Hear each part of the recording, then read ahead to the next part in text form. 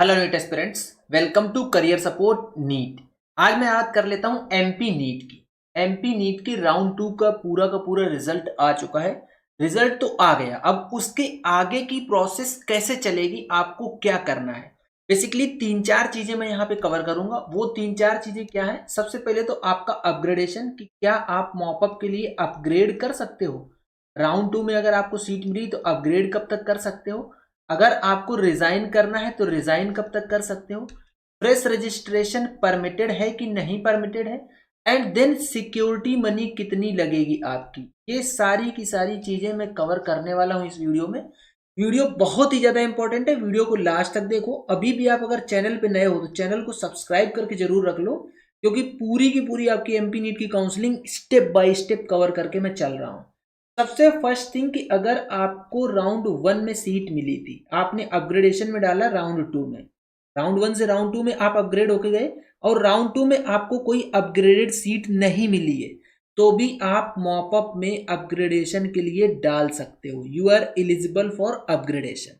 एक केस ये हो गया। दूसरा केस, राउंड 1 में आपको सीट मिली, आपने अपग्रेडेशन में डाला, राउंड 2 में आप अपग्रेड होकर चले गए, अब आप फिर से अपग्रेडेशन में इसको डालना चाह रहे हो राउंड 2 में, तो you can go for upgradation in mop up round. ये बिल्कुल सिंपल चीज है, यहाँ पे देखो क्लियर लिखी है, willingness for upgradation for mop up round by admitted candidates. ये मैं राउंड 2 का शेड्यूल आपको दिखा रहा हूँ।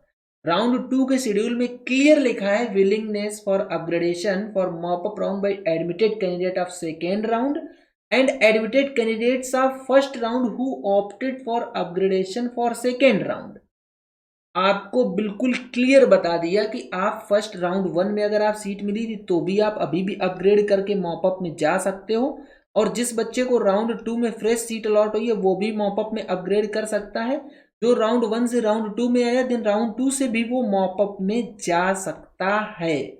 ये चीजें मैंने आपको एकदम क्रिस्टल क्लियर बता दी। एक तो ये क्लियर हो गया। दूसरी चीज, अब रेजिग्नेशन की बात कर लेते हैं। थोड़ा सा इसको क्लियर करूं मैं बोर्ड को, सो दैट कि आप लोगों को चीजें समझ आएंगी, कि क्योंकि थोड़ा सा ये ज्यादा लिख दिया ना मैंने एक ही जगह। क्या हो गया इसको भाई, हाँ क्लियर कर दूं, आप लोगों को ये साफ साफ दिखे, क्योंकि रेजिग्नेशन के बारे में बात कर। हाँ अब क्लियर, अब देखते हैं। देखो, अब बात आती है ऑनलाइन रेजिग्नेशन की। अगर आप रिजाइन करना चाह रहे हो, online resignation cancellation of admission at college level, आप 23 सितंबर से लेकर 4 अक्टूबर तक ऑनलाइन रेजिग्नेशन दे सकते हो। ऑनलाइन रेजिग्नेशन, अब देखिए रेजिग्नेशन का क्या क्लॉज है वो देखिए। Candidate resigning between 14 September to 4 October is liable to pay ₹2 lakhs in case of general candidates and ₹10 lakhs in case of NRI candidates। Candidate will not be eligible for subsequent round of counseling। Round 1 तो free exit था, round 1 में आप resign कर सकते थे तो आपको कोई पैसा ना लगता, ना ही आपकी कोई सिक्योरिटी मनी लगती, क्योंकि राउंड 1 में सिक्योरिटी मनी दी नहीं थी, फ्री एग्जिट था।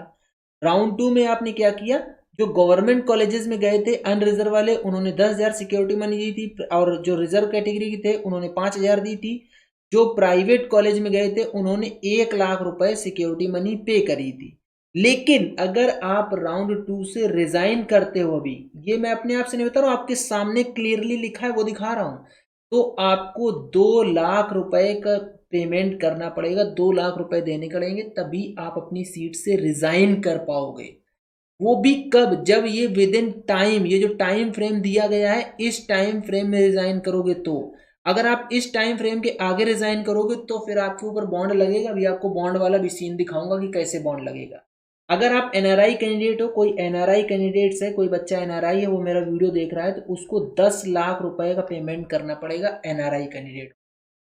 ये हो गया रिजाइन का एंड अपग्रेडेशन का। अब बात कर लेते हैं आगे की काउंसलिंग कि फ्रेश रजिस्ट्रेशन परमिटेड है कि नहीं है, एंड सिक्योरिटी मनी कितनी लगेगी, सिक्योरिटी मनी, और कब आपके ऊपर बॉन्ड वाला रूल आ जाएगा। सबसे पहले देखो, राउंड 1 का मैंने आपको बताया 5,000 रुपए लगे थे अनारक्षित, दैट मीन्स रिजर्व कैटेगरी को। 10,000 रुपए लगे थे अनारक्षित, और ये आरक्षित, यहाँ पे आरक्षित होना चाहिए, दोनों जगह अनारक्षित लिख दिया इन्होंने, एनीवे इसके बाद 1 लाख रुपए लगा था प्राइवेट वालों के लिए। ये राउंड 1 से राउंड 2 में जाने का पूरा सीन था। अब देखिए आप लोग राउंड 2 से जब मॉपअप में जाएंगे तब क्या आपके लिए ऑप्शन रहेगा। ये लिखा है काउंसलिंग के द्वितीय चरण में अभ्यर्थी को बेहतर विकल्प अपग्रेडेशन चुनने की सुविधा दी जाएगी। यह विकल्प पाठ्यक्रम, महाविद्यालय, विषय अथवा श्रेणी संबंधी हो सकेगा, जो मैंने आपको बता दिया कि आप अपग्रेड कर सकते हो। इसके बाद काउंसलिंग के अंतिम चक्र में केवल निम्नलिखित पंजीकृत अभ्यर्थियों के नाम पर विचार किया जाएगा। दैट मीन्स मॉपअप में कौन कौन एलिजिबल है। अब आप लोग ये समझिए, एक तो वो बच्चा, ऐसे अभ्यर्थी जिन्हें काउंसलिंग के प्रथम एवं द्वितीय चक्र में आवंटन आदेश जारी नहीं किया गया है, आपको कोई अलॉटमेंट नहीं हुआ है, तो आप मॉपअप के लिए एलिजिबल हो। ठीक। दूसरा, ऐसे अभ्यर्थी जिन्होंने प्रथम अथवा द्वितीय चरण की काउंसलिंग में आवंटन उपरांत प्रवेश लिया है एवं बेहतर विकल्प अपग्रेडेशन का चयन किया, तो भी आप एलिजिबल हो मॉपअप की काउंसलिंग के लिए। एक चीज यहाँ पे ध्यान दो, आवंटन उपरांत प्रवेश लिया है, अगर आपने एडमिशन नहीं करवाया है, प्रवेश नहीं लिया है, तो आप एलिजिबल नहीं हो। जब आप किसी कॉलेज में एडमिशन लेने जा रहे हो तो आप क्या कर रहे हो, 500 रुपए के एक स्टाम्प पेपर पे ये लिख रहे हो कि अगर मेरी सीट अपग्रेड नहीं हुई तो मैं इसी कॉलेज में आके एडमिशन लूंगा। मैंने पूरा का पूरा प्रोफार्मा डिस्कस किया हुआ है, आप लोग जाके देख सकते हो वीडियो में, प्रीवियस वीडियोस में पूरा प्रोफार्मा डिस्कस किया है कि आपको 500 रुपए के प्रोफार्मा पे क्या लिखवाना है, बॉन्ड जो बनेगा आपका वो कितने अमाउंट का, उसका जो स्टाम्प पेपर होगा वो कितने का होगा, वो सब डिस्कस किया है। चलो तीसरा कौन एलिजिबल है, नवीन पंजीकृत अभ्यर्थी। The most important thing, fresh registration permitted है। राउंड 2 में क्या हुआ, नंबर ऑफ सीट्स इंक्रीज हुई, काफी सारे बच्चों को काफी लो रैंक तक सीट मिल गई है, काफी लो रैंक तक सीट मिली है एमपी में। जिन बच्चों ने राउंड 1 में रजिस्ट्रेशन नहीं किया उनके लिए यू कैन से कि एक सेटबैक टाइप रहा है कि उनके लिए राउंड 2 छूट गया, और राउंड 2 में ही सीट बढ़ के आई। इतनी ज्यादा मेरिट डाउन हुई कि किसी ने भी एक्सपेक्ट नहीं किया था कि सीट बढ़ के आएंगी तो इतना डाउन हो जाएगा। अभी भी कोई ऐसा बच्चा है जिसने अभी तक काउंसलिंग में पार्टिसिपेट नहीं किया था तो he can register in mop up round, आप फ्रेश रजिस्ट्रेशन कर सकते हो। बट आपके लिए ऑप्शन क्या है, सभी अभ्यर्थियों को, उपरोक्त सभी अभ्यर्थियों को प्रवेश शुल्क अग्रिम रुपए 2 लाख जमा करना होगा। 2 लाख रुपए सबको जमा करना है। अब यहाँ पे गवर्नमेंट और प्राइवेट का कोई फंडा नहीं रह गया। ऊपर जैसे राउंड 2 में क्या हुआ था, गवर्नमेंट एंड प्राइवेट को स्प्लिट कर दिया था कि 10,000 एंड 5,000 एंड 1 लाख रुपए। तो अभी इसमें गवर्नमेंट प्राइवेट जैसा कोई फंडा नहीं रह गया, आपको 2 लाख रुपए हर बच्चे को जमा करना है। अगर आप राउंड 2 से मॉपअप में अपग्रेड करके जा रहे हो तो भी आपको 2 लाख रुपए जमा करने पड़ेंगे। ये आप बिल्कुल समझ लीजिए, आपको 2 लाख हर बच्चे को जमा करना है। फ्रेश रजिस्ट्रेशन परमिटेड है, आप आराम से फ्रेश रजिस्ट्रेशन करो, काउंसलिंग में पार्टिसिपेट। आफ्टर मॉपअप क्या होगा, मॉपअप चरण की काउंसलिंग से आवंटित अभ्यर्थियों द्वारा प्रवेश न लिए जाने की स्थिति में अथवा अभ्यर्थी द्वारा प्रवेश लेने के पश्चात सीट से त्यागपत्र दिए जाने के फलस्वरूप रिक्त सीटें मॉपअप चरण के पश्चात संस्था स्तर पर कराए जाने वाली काउंसलिंग में सम्मिलित नहीं की जाएंगी। आपको मॉपअप में सीट मिली, आपने रिजाइन कर दिया या नहीं ज्वाइन करी, तो वो जो वैकेंट सीट होंगी वो सीएलसी लेवल की काउंसलिंग में अब नहीं जाएंगे, क्योंकि सीएलसी लेवल की काउंसलिंग एमबीबीएस में बंद हो चुकी है।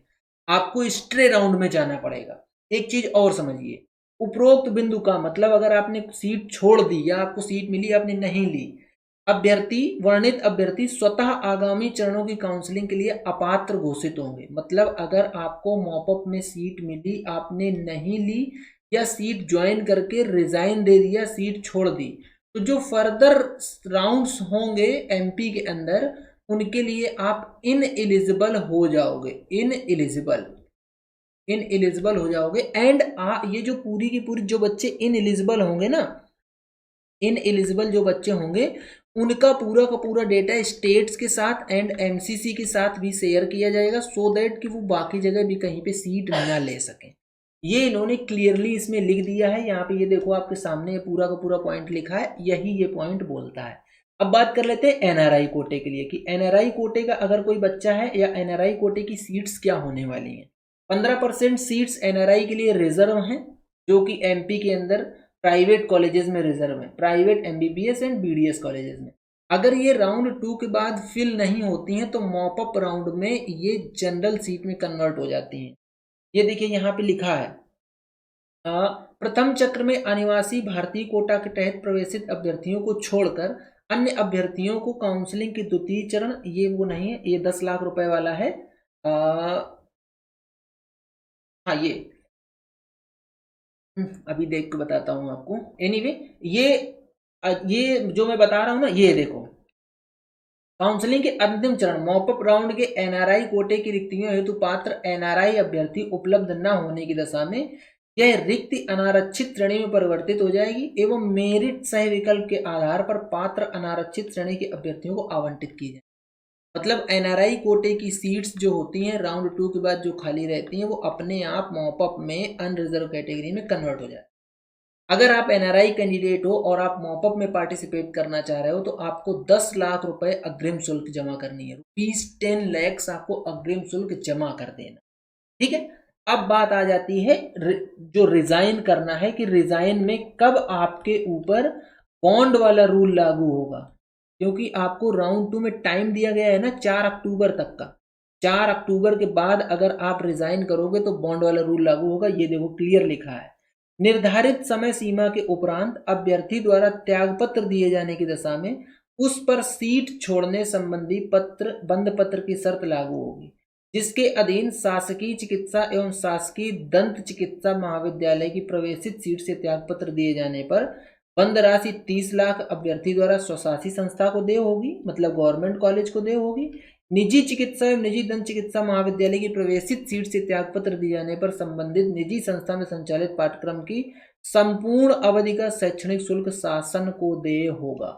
लेकिन ये कब लागू होगा? प्रथम चरण के उपरांत प्रवेशित सीट से त्यागपत्र दिए जाने की समय सीमा द्वितीय चरण की काउंसलिंग प्रारंभ होने की तिथि से 2 दिवस पूर्व तक रहेगी। मतलब आपके ऊपर अगर आप राउंड 2 में टाइम से रिजाइन नहीं देते हो तो फिर आपके मॉपअप के रिजाइन रूल लगेंगे। ये कंसीडर किया जाएगा कि आप मॉपअप राउंड से रिजाइन कर रहे हो सीट को, तो आपको बॉन्ड पे करना पड़ेगा, बॉन्ड। इसलिए अगर आप रिजाइन देना चाह रहे हो राउंड 2 से तो वेल इन टाइम रिजाइन दे दो, सो दैट कि आप बॉन्ड से बच जाओ, मतलब मॉपअप वाला बॉन्ड आपके ऊपर ना लगे। ये पूरा पूरा इतना इंपॉर्टेंट वीडियो था जो मैंने आप लोगों के साथ में डिस्कस कर दिया है। इन केस ऐसा होता है कि आपको कोई चीज़ नहीं समझ आ रही, आपको किसी भी तरीके का कोई कंफ्यूजन है कि मॉपअप में किस तरीके से जाया जाए, पूरी की पूरी काउंसलिंग किस तरीके से कराई जाए, कमेंट बॉक्स में बताओ, हर एक चीज़ का आपको रिप्लाई दूंगा। अगर आपको काउंसलिंग में नहीं समझ आ रहा है तो क्या करो, करियर सपोर्ट नीट का पेड गाइडेंस ले लो। पेड गाइडेंस के लिए ये करियर सपोर्ट नीट का हेल्पलाइन नंबर है, इस पर व्हाट्सएप करके आप पेड ब्रोचर ले सकते हो। आपकी पूरी की पूरी काउंसलिंग मेरी टीम कर देगी और आपको कोई दिक्कत नहीं। फर्दर अपडेट्स के लिए करियर सपोर्ट नीट का ऑफिशियल टेलीग्राम चैनल ज्वाइन कर लो। टेलीग्राम चैनल का लिंक वीडियो के डिस्क्रिप्शन बॉक्स में आपको मिल जाएगा, सो दैट कि आपको प्रॉपर अपडेट मिल। ठीक है, तो था पूरा कंप्लीट वीडियो। अगर आप लोगों को वीडियो पसंद आता है तो वीडियो को लाइक करो, चैनल को सब्सक्राइब करो, बेल आइकन दबा के रख लो, जिससे कि आप लोगों को इस तरीके का अपडेट मिलता रहे। आज के वीडियो यहीं तक, मिलेंगे नेक्स्ट वीडियो में नए डेटा के साथ। तब तक के लिए बाय बाय।